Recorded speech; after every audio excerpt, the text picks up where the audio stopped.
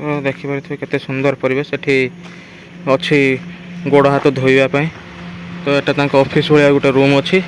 तो एपटे देखंतु तांकर किछि पार्क भलिया माने सजैचंती।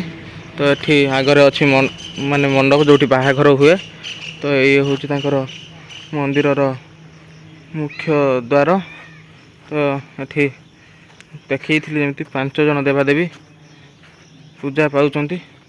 तो देखो केते सारा एठी तुलसी गछ भी हेइचे पूरा तुलसीमय कर देइचंती। तो सेपट को जीवा सेपट रे देखिए कौन 5 जन देवादेवी माने 5 प्रकार मंदिर भी देखी पारे।